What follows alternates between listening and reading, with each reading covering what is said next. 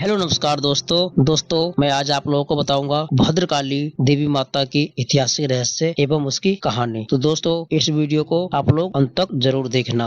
भद्रकाली का अर्थ होता है अच्छी काली, जो देवी काली के शांत और वरदायक रूप में दर्शाती है। भद्रकाली जिसे अच्छी काली या शांत काली के रूप में भी जाना जाता है, देवी काली का एक रूप है। यह रूप देवी काली को शांत और वर देने वाला रूप माना जाता है। भद्रकाली को महाभारत शांति पर्व में पार्वती के कोप से उत्पन्न दक्ष के यज्ञ की विधिवंशक देवी रूप में वर्णित किया गया है। कुछ मान्यताओं के अनुसार भद्रकाली देवी सती की मृत्यु के बाद भगवान शिव के बालों से प्रकट हुई थी।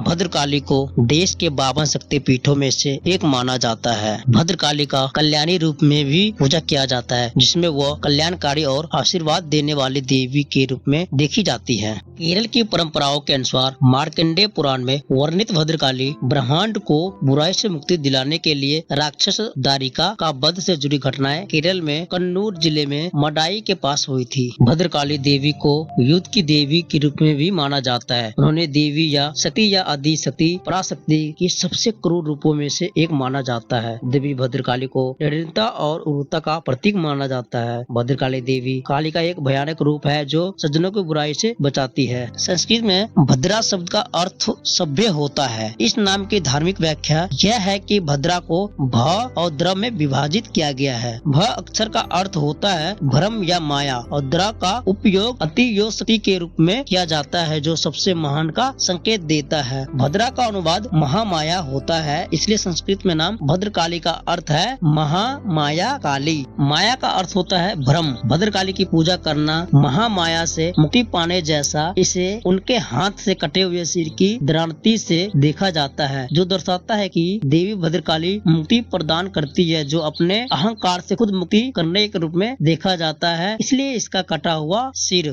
देवी भद्रकाली की उत्पत्ति के कम से कम 3 संस्करण में पहली कहानी देवी महात्म्य से है और शक्तिवाद का एक हिस्सा है, और यह रक्त बीज और शक्ति बीज के युद्ध के दौरान हुई थी। दूसरा संस्करण शैव धर्म से दक्ष और दक्ष याग से संबंधित है और इसे कुछ पुराणों में भी देखा जाता है। तीसरा और सबसे लोकप्रिय संस्करण भगवान शिव की पुत्री के रूप में उनका दिव्य जन्म है, ताकि ब्रह्मांड को दरिका असुर से मुक्ति किया जा सके।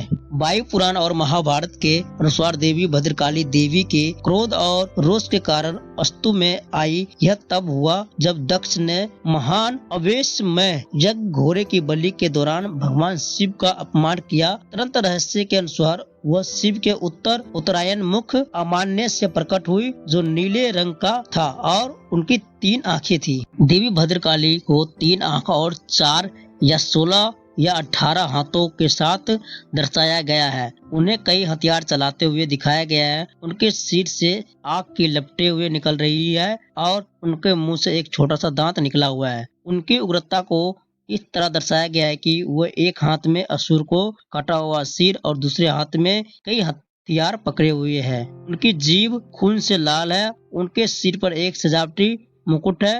वे खोपड़िया से बनी एक माला पहनती है। कुछ चित्रणों में उन्हें भगवान शिव के ऊपर खड़े हुए दर्शाया गया है, जबकि भगवान शिव उनके नीचे लेटे हुए हैं। एक कथा के अनुसार एक बार जब असुरों को देवता ने परास्त कर दिया तो उन्हें पाताल लोक वापस जाना पड़ा। तो 2 असुर स्त्रियां घोर तपस्या में लीन हुई गई और भगवान ब्रह्मा को प्रसन्न किया, जिन्होंने उन्हें वरदान दिया कि वे 2 शक्तिशाली पुत्रों की मां बनेगी। कुछ समय के बाद दोनों स्त्रियां ने दान वेंद्र और दारिका नामक 2 बालकों को जन्म दिया। तंत्र रहस्य के अनुसार देवी का स्त्री रूप भगवान शिव के उत्तरी मुख से प्रकट हुआ था। वे नीले रंग की और उसकी 3 आंखों है। कुछ तांत्रिक प्रभावित परंपराओं मानव की देवी भद्रकाली महाकाल या भैरव रूप में भगवान शिव की पत्नी है।